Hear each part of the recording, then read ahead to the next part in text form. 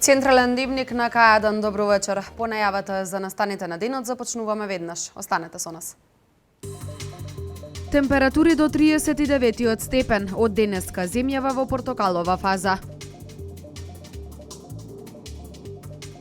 Чадиев го започна жешкото работно лето. Од вчера вечер тој на средби со граѓаните во местните и урбаните заедници.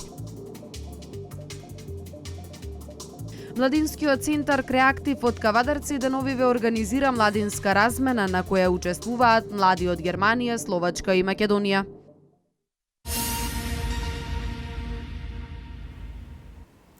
Температури до 39 степен. Денес и во наредните денови земјава ќе биде во портокалова фаза. Лекарите редовно упатуваат препораки до граѓаните и Министерството за здравство препорачува бремените жени, хронично болните лица над 60 години да се ослободат од работни обврски. Според најавите на Управата за хидрометеоролошки работи, времето во наредните неколку дена ќе биде сончево и топло. Министерството за здравство препорачува бремените жени и хронично болните лица над 60 години да се ослободат од работни обврски. Во регионите кои се опфатени со портокалова фаза, не треба да се одржуваат спортски активности на отворено.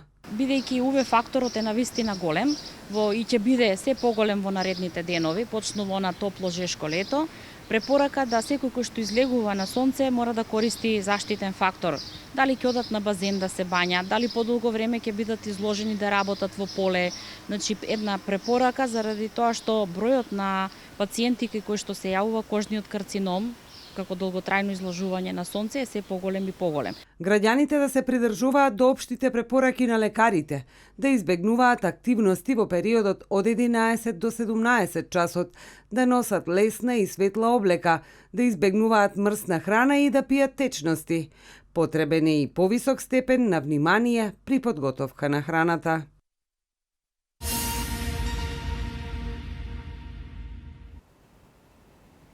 Во близина на Велешкото езеро Младост се наоѓа посматрачница која најчесто се користи за потребите на противпожарната единица, но и за членовите на доброволното противпожарно друштво Видра. Од ова место може да се забележат и најмалите пожари кои се особено чести во летниот период.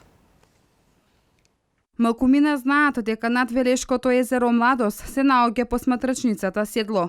Од таму кон Надланка видикот е отворен, од Велес па се до Свети Николе. Оваа посматрачница во летниот период е најмногу користена од противпожарната единица и членовите на доброволното противпожарно друштво Видра, бидејќи може да се забележат и најмалите пожари кои во летниот период се најчести. Направивме проект Биди спокоен, нели, и заштита на боровата шума на езерото Младост. Со тоа цел оваа посматрачница ни служеше да ги посматраме ситуациите во летниот период од мај до септември месец, каде што на самото место ќе имавме прегледност на целиот летен период, дали се случува нешто со самата шума и односно со овој дел. Лепидовски вели дека од ова место се има прегледност и на делот автопатот Велес-Скопје. Сите комплекси тука со хотели каде што имаме посета на туристи, дека ќе бидат безбедни во текот на овој летен период, ради тоа што со самиот проект оваа година 2016 доброволното противпожарно друштво и територијалната противпожарна единица со како носител општината ќе действуваме на овој терен со флаери, со едукација на туристите и со осматрање 24 часа на овој терен, со тоа допринесуваме безбедност на самото место и безбедност на самите туристи да се чувствуваат безбедни при нивните викенд ситуации. Посматрачницата е поставена во 2010 година во соработка со територијалната противпожарна единица, доброволното противпожарно друштво Видра и општина Велес.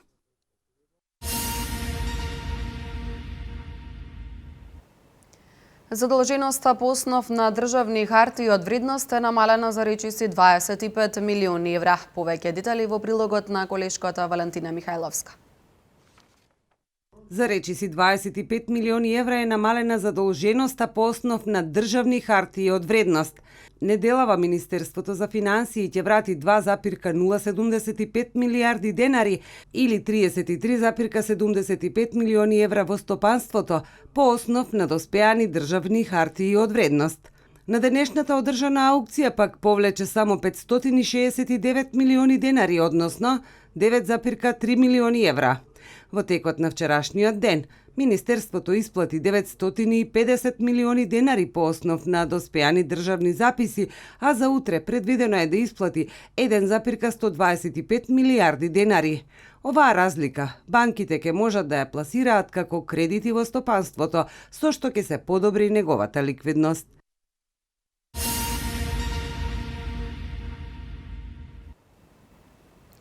Со втората фаза на проектот Македонија вработува најавени 20.000 нови работни места. Според министерот за труд и социјална политика Диме Спасов, ова значително ќе придонесе за дополнително намалување на невработеноста во земјава. Втората фаза од проектот Македонија вработува треба да започне кон крајот на јуни или почетокот на јули. Предвидено е со него да се отворат нови 15 до 20.000 работни места. Истиот ќе се одвива под мотото "Борбата за работни места продолжува". Според министерот за труд и социјална политика Диме Спасов, со спроведувањето на проектот значително ќе се придонесе за дополнително намалување на невработеноста. Поволностоите од овој пакет мерки ќе може да ги искористи секоја фирма, која што редовно плаќа даноци, плати и придонеси за вработените. Овој проект за гарантирано ќе им помогне на компаниите и дополнително ќе влијае за намалување на невработеноста. Проектот ќе придонесе за развој на домашните компании и генерално за економски прогрес на државата. Станува збор за ослободување од плаќање на придонеси и давачки за работодавачите кои ќе вработат лица кои се поделени во 5 категории. Во првата категорија се невработените лица до 35 години, при што работодавачот ќе биде ослободен од плаќање на придонеси и персонален данок во рок од 3 години. Ослободувањето од плаќање на овие давачки се однесува на период од 36 месеци од денот на вработување, а работодавачот треба лицето да го задржи на работа најмалку уште 1 година. Во втората категорија се лицата од 35 до 50 години. За реализација на проектот на владина седница се усвоени измени на законите за вработување и осигурување во случај на невработеност, за пензиско и инвалидско осигурување и за здравствено осигурување.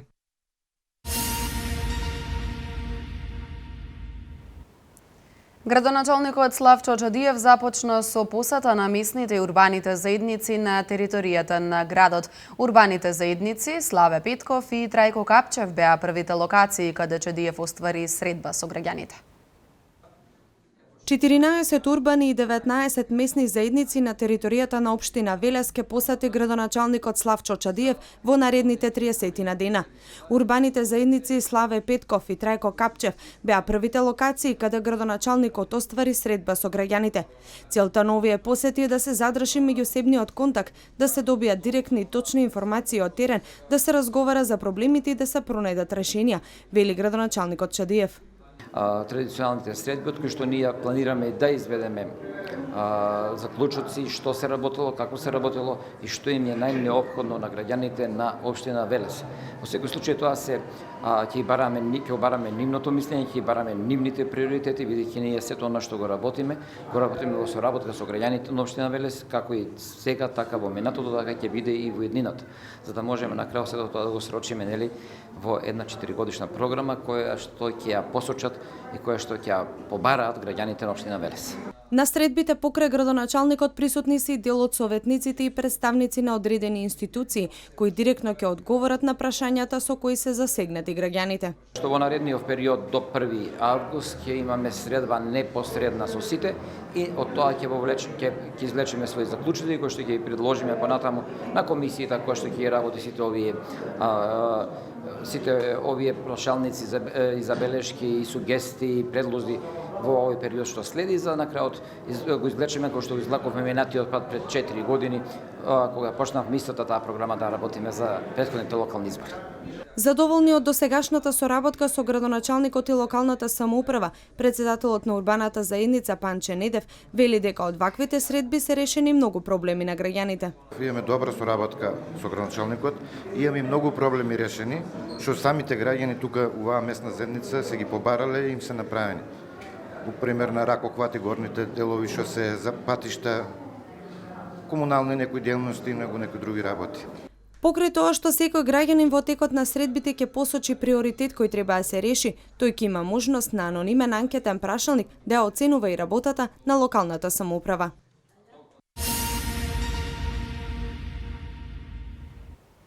Младинскиот центар Креактив од Кавадарци деновиве организира младинска размена на која учествуваат 27 млади од Германија, Словачка и Македонија.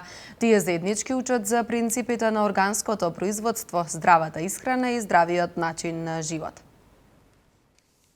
27 млади од Германија, Словачка и Македонија деновиве во Кавадарци заеднички учат за принципите на органското производство, пермакултурата, здравата исхрана и здравиот начин на живот, низ за интерактивни и практични тимски активности. Учесниците на овој семинар учат со помош на методите на неформално образование и работа тимски и во интеркултурна атмосфера. Денеска конкретно дизајнираме вистински ситуации од Македонија, простори кои што се уште не се, а се планира да бидат дизајнирани со принципите на пермакултурата и одржливото земјоделие, така што тие работат во групи, учесниците, и ги дизајнираат овие простори кои што треба да бидат уредени.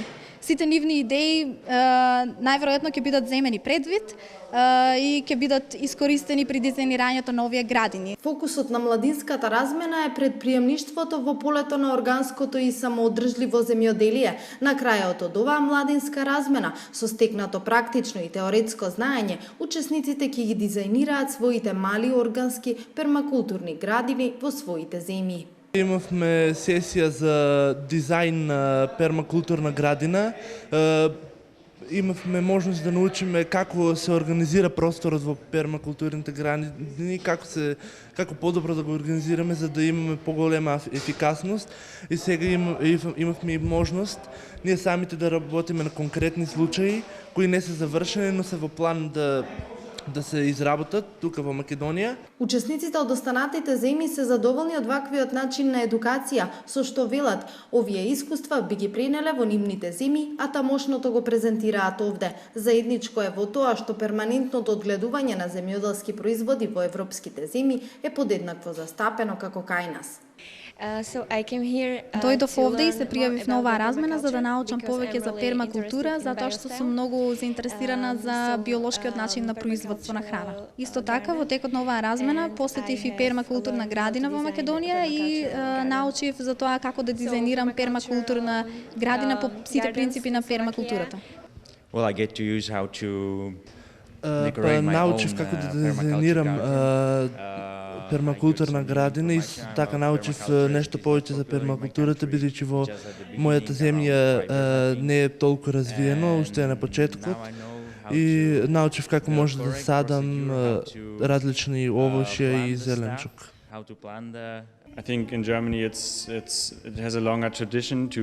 Можам да кажам дека веќе во Германија е попознато за како да се произведува тој вид на храна и можам да кажам дека Германија е неколку години понапред од овде во Македонија. Младинскиот центар Креактив 6-та година поред нуди младинска работа, неформално образование и информална едукација. Ова беше токму таквиот начин на неформално образование, но учесниците кои се дел од оваа младинска размена им нудат различни алатки неопходни за едукација на професионален и индивидуален план.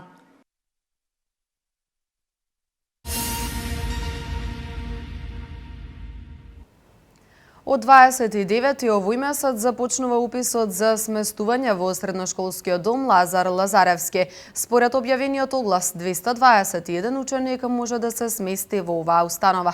Уписот ќе трае до 8 јули. што туку завршените 9 оделенци од соседните општини кои имаат желба своето образование да го продолжат во едно од средните училишта во Велес, имаат можност да аплицираат за сместување во ученичкиот дом Лазар Лазаревски. Според објавениот оглас, 221 ученик може да се сместат во оваа установа. Уписите започнуваат на 29 овој месец. Право на прием во ученичките домови имаат сите редовни ученици кои што се запишани во училиштата како редовни ученици, да се државјани на Република Македонија, да се запишани на наставен план и програма кои што не се застапени во нивната општина, односно местото во кое што доаѓаат. Училиштето во кое што се запишани да е оддалечено од нивното постојано место на живење најмалку 25 километри и да има организирано јавен превоз, односно да е оддалечено училиштето во кое што се школуваат најмалку 10 километри и да нема организирано јавен превоз. Изборот на ученици кои ќе добијат сместување во интернатот ќе се реализира преку бодување. Најмногу поени се добиваат од успехот на учениците, 40 поени се добива вкупно за успехот, 10 поени се добива од поведението на учениците, 25 поени се добива од оддалеченоста на местото на живење на нивното место, на постојано место на живење до училиштето во кое што се школуваат и 25 поени се добива од вкупните примања од нивното потесно семејство. Во последните неколку години интересот за сместување во ученичкиот дом е голем. Очекувањата се дека и оваа година бројот на пристигнати апликации ќе биде многу поголем од 221. Токму поради ваквата состојба, од средношколскиот дом размислуваат за зголемување на капацитетот.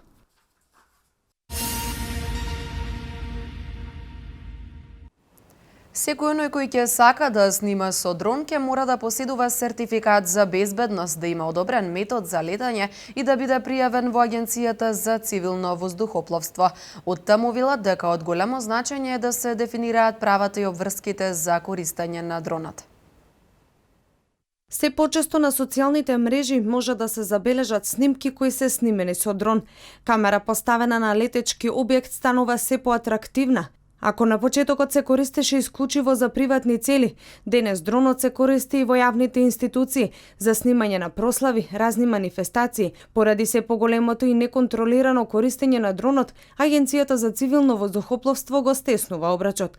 Оној кој ќе сака да снима со беспилотното летало, ќе мора да поседува сертификат за безбедност, да има одреден метод за летање, но и да биде пријавен во Агенцијата за цивилно воздухопловство. Целта на уредбата ќе биде да се регулираат сите права и обврски на корисниците. Кој ќе може да лета, каков тип на обука треба да поседува, што треба да знае како основни начал во воздухопловството за да може да користи ваков дрон, за да не се нарушуваат некои безбедносни зони околу аеродроми, околу природни патишта и така натака. Од големо значење е да се регулираат правата и обврските што се однесуваат на тоа кој ќе може да лета дронови, но и каде, бидејќи проблемот ги вклучува не само индивидуите, туку и објектите од стратешка важност. Беспилотните летала не смеат да летаат близу владата, Министерството за одбрана, објектите на МВР и АРМ, собранието, дипломатските представништва. За снимање во близина на овие институции ќе биде потребна посебна дозвола од институциите. Дроновите не смеат да летаат за време на надпревари и протести, потенцира директорот Јандреовски.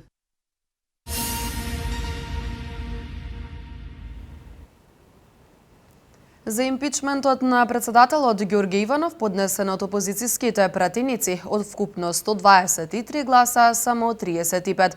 Во собранието на Република Македонија на дебатата во рамки на 105-та седница, која трае веќе 5 дена, пратениците расправаа за одговорноста на Иванов, за одлуката за аболиција и за подоцнежното повлекување.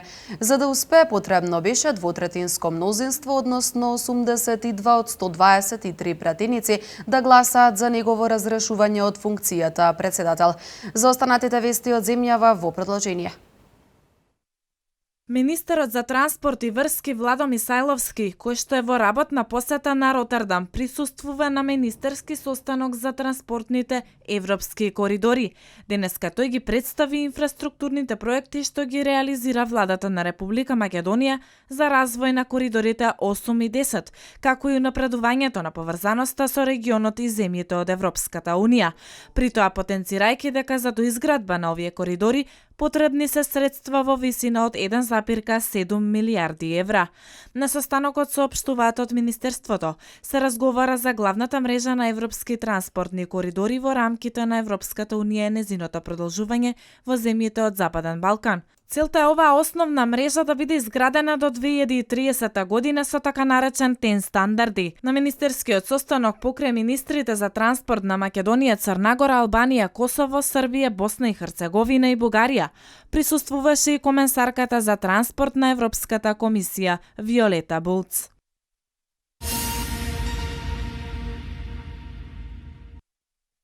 Вкупно 16.721 осигурени досега ги искористиле електронските услуги во здравството.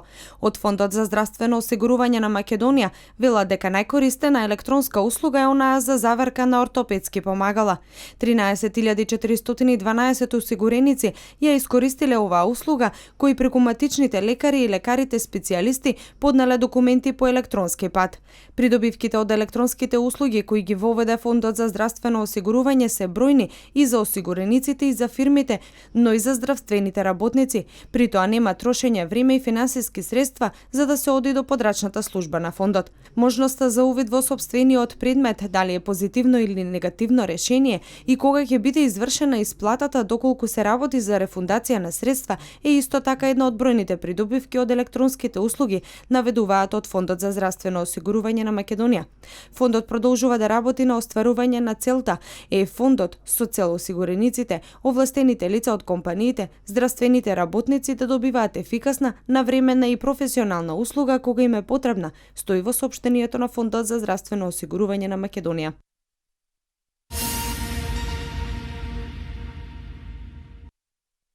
Од 1 јули повеќе нема да може да се увезуваат стари автомобили постари од 10 години, односно ќе може да се увезуваат половни возила со најмалку Евро 4 стандард. На почетокот на идниот месец истекува рокот за увезување возила на старо, постари од 2005 година. Оние граѓани кои купиле возило со стандард Евро 3 имаат рок до 30 јуни да платат царина и да ги комплетираат увозните процедури. Царинската управа информира дека во првите 4 месеци од годинава биле увезени 9500 возила, односно речиси двојно повеќе од истиот период лани.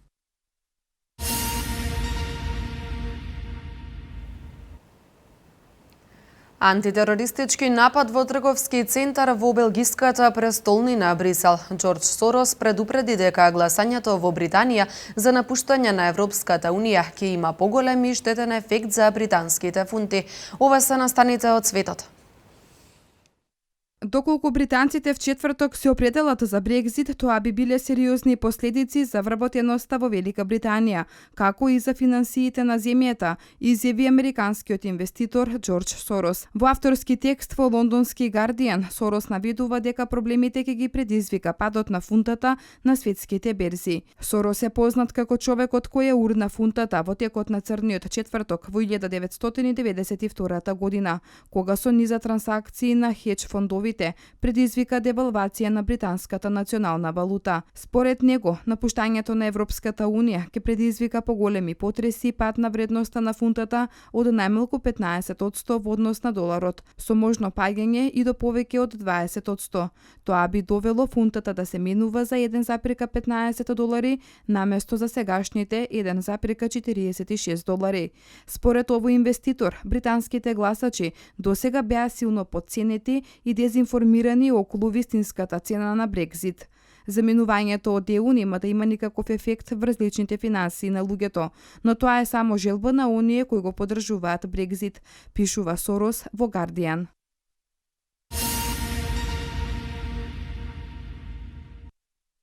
Во тек е антитерористичка операција во трговски центар во белгиската престолнина Брисел.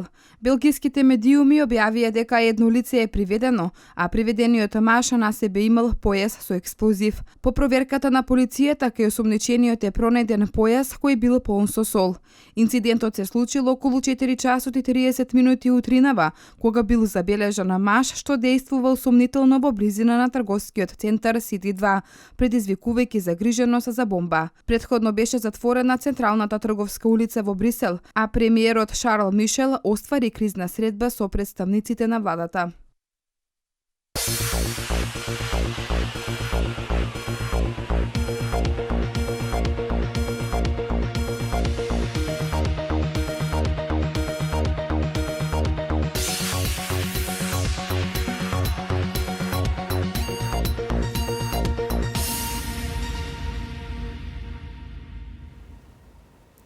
Пред малку завршија двата надпревари од групата С во рамки на Европското фудбалско првенство. Дуелот помеѓу Украина и Полска заврши со резултат 0:1. Дуелот помеѓу Северна Ирска и Германија исто така 0:1. Вечерва во 21 часот во рамки на Д групата ќе се одиграат надпреварите помеѓу Хрватска и Шпанија и Чешка со Турција. Во продолжение останатите вести од спортот. Поради тоа што и Работнички и Шкендија се домаќини во првите надпревари од првото квалификацијско коло од Европа лигата, со што им се поклопуваат термините за настап на арената Филип II.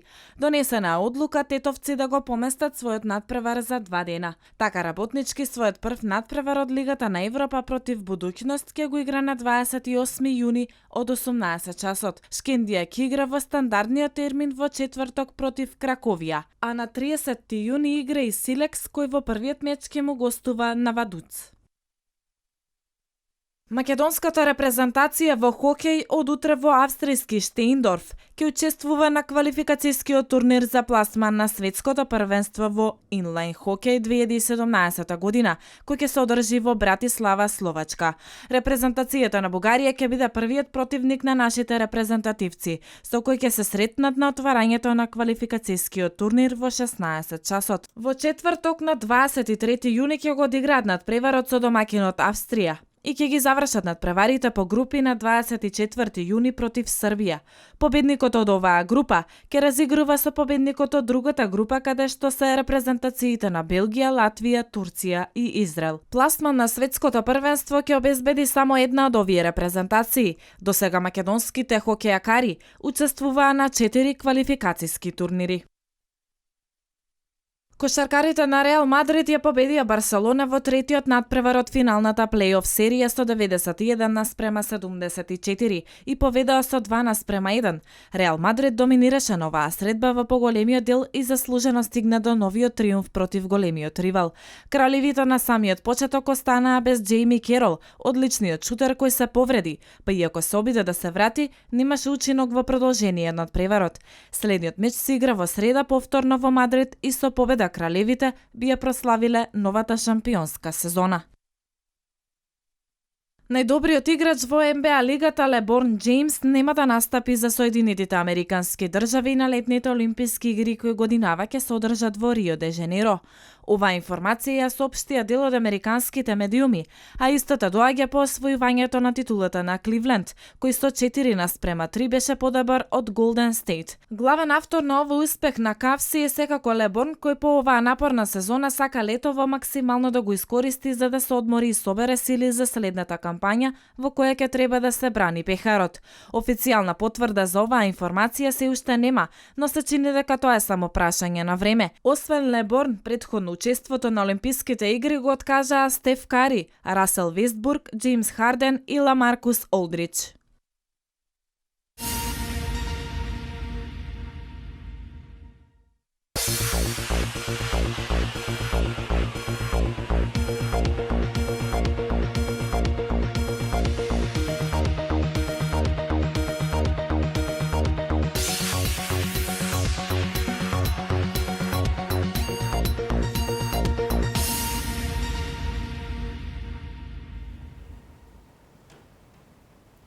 Од денеска и официјално започна летото, а во наредните денови не очекува сончево и топло време со мала до умерена облачност.